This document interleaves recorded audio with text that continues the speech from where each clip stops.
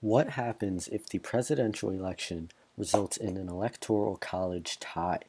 We have only seen this once in American history in the election of 1800 between Aaron Burr and Thomas Jefferson, but it's seeming to be increasingly likely that it could happen once again in 2020. I've created this electoral college map in which, as you can see, it results in a tie, each candidate receiving 269 votes and neither candidate reaching the 270 mark to win presidency.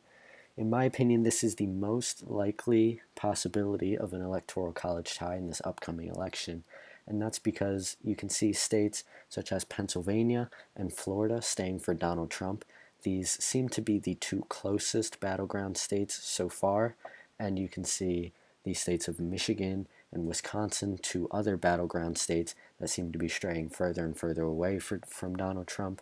So Joe Biden could easily take these away. And Arizona, we've talked a lot on this channel about how Arizona seems to be flipping to Joe Biden, and in this scenario, that would hold true. And in this scenario, it would result in an electoral college tie.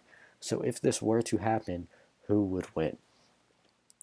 Well, if this were the case, the President of the United States would be decided by the House of Representatives, and the Vice President would be decided by the Senate.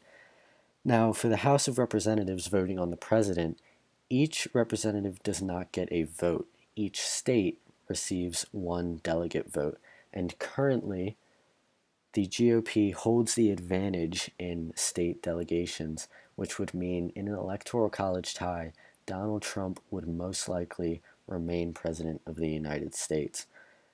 But there is also a case of vice president that would happen in the Senate.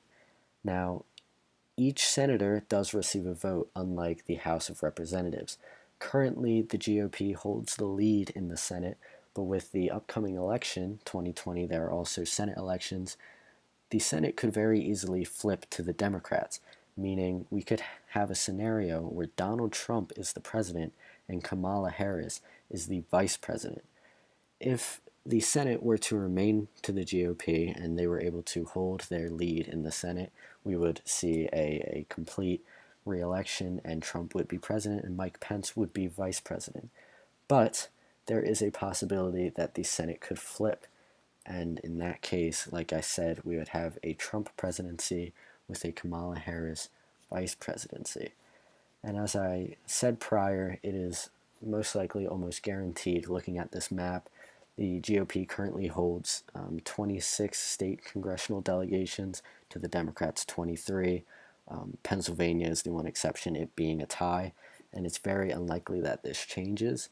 So if there was an electoral college tie, which it seems like there could be in this election, Donald Trump would remain President of the United States. And like I said, we would have to wait for the Senate results to find out who the vice president would be. If the GOP retains their control of the Senate, it would be Mike Pence. If the Democrats are able to take over, then Kamala Harris would be the vice president. And if it ends up being a tie, which we've predicted on this channel, you can go check out our video of our current Senate predictions, where we have it listed as a tie. Then each senator would vote, and they would continue voting until they have a result.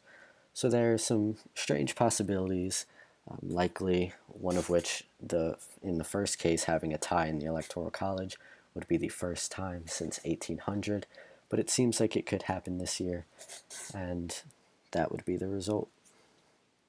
Thank you for watching.